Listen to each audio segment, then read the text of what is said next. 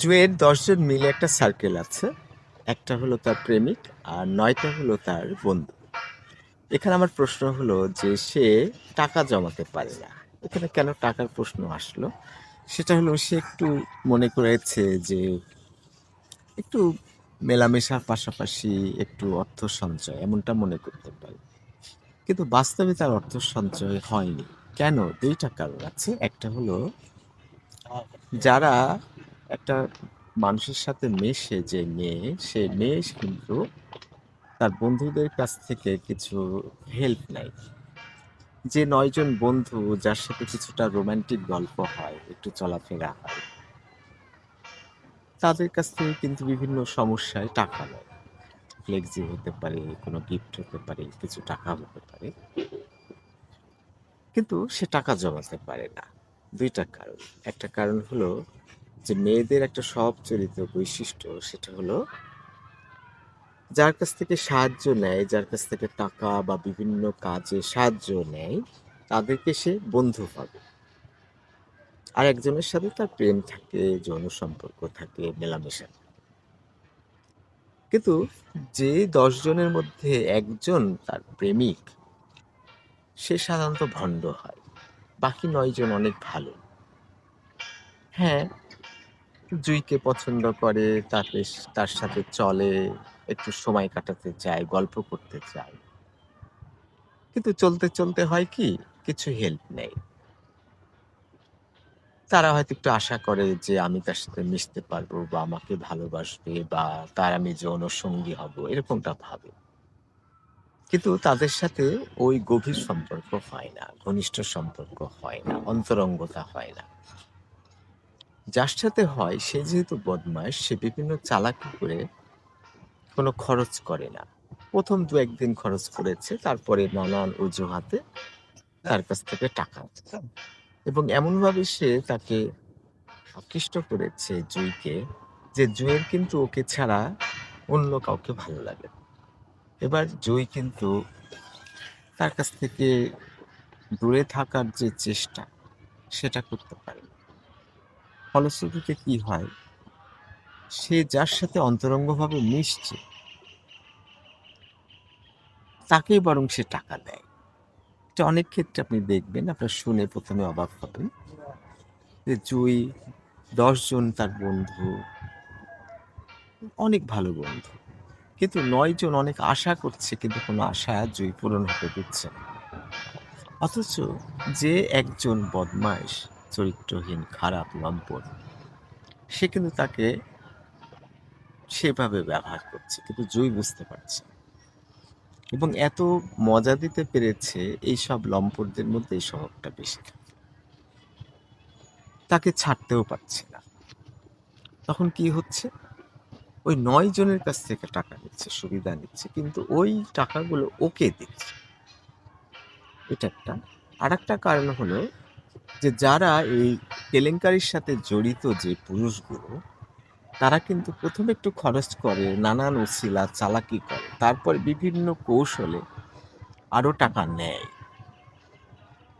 একজন কি করে? ৳২,০০০ করে, ৳২৫০০ করে তার সেই মেয়ের কাছ থেকে নেয়। যে মেয়েটা সেই ছেলেকে অনেক ভালোবাসে। আবার ওই মেয়েটা তার বাড়ি, যে তার বাবার কাছ থেকে ২,০০০-২৫০০ নেয় হাত খরচের জন্য। সে টাকাটা ওই ছেলেকে দেয়। এখন এই মেয়েটা তার সাথে দেখাও করতে পারে না। ও বিভিন্ন কৌশলে তাকে এক্কেবারে আষ্টেপৃষ্ঠে বেঁধে রেখেছে। কিন্তু তার সাথে যৌন সম্পর্কও হয়নি। তারপরেও ওকেই তার টাকা দিতে হয়। তার মানে তার কারোর সাথে কথা বলতে ভালো লাগে না। তার ভালো লাগে ওর সাথে। তার মানে হলো যে যত বেশি ওই মেয়েটার জন্য করবে, টাকা সুবিধা দিবে, সেই মেয়েটার আবার তাকে ভালো লাগবে না। প্যারাডক্স।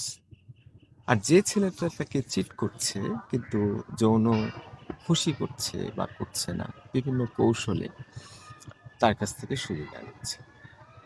ফলে প্রেমে একটা বিশেষ বিষয় আছে, সেটা হলো যে সাধারণত যে প্রেম করে, যার সাথে মেয়েটার গভীর সম্পর্ক হয়, সেই ছেলেটা কিন্তু তেমন কিছুই করে না, কিন্তু ওকে আষ্টে পৃষ্ঠে বেঁধে ফেলে, এটা হুকিং করে। যেমন একটা উপন্যাস পড়তে গেলে মাঝখানে ভালো না লাগলেও আপনি উপন্যাসটাকে বাদ দিতে পারছেন না, সেই উপন্যাসটা আপনি না পড়ে শেষ করতে পারছেন না।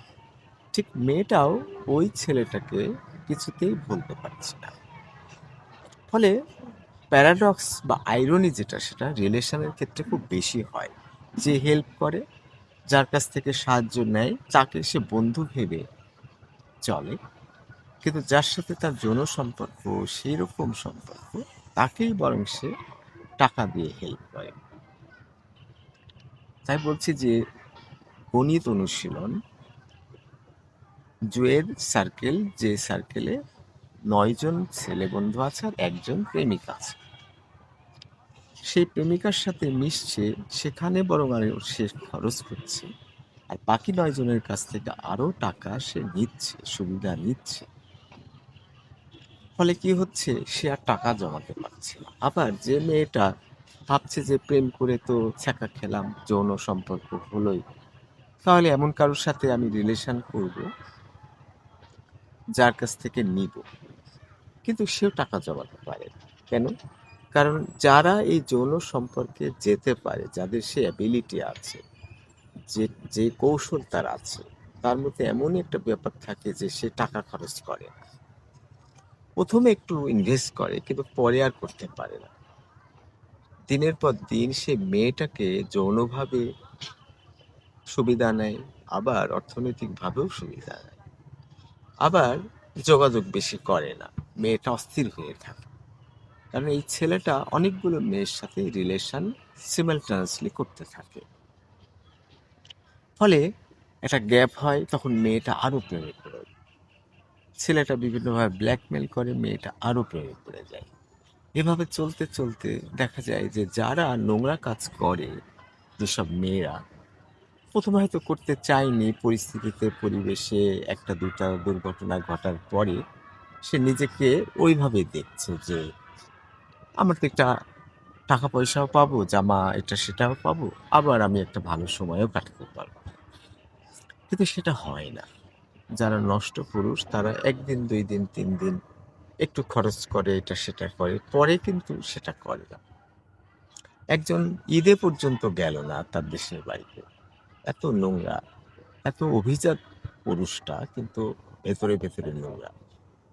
সে কাজের মেয়ের সাথে সম্পর্ক শুরু করে দিল। এমনকি সে ভাবলো যে ঈদে যদি না যায়, শহরে মানুষজন থাকবে না, সেই কাজের বুয়ার বাড়িতেই সে মাংস রুটি অনেক খেত, আবার তার সাথে তার যৌন সম্পর্ক করত।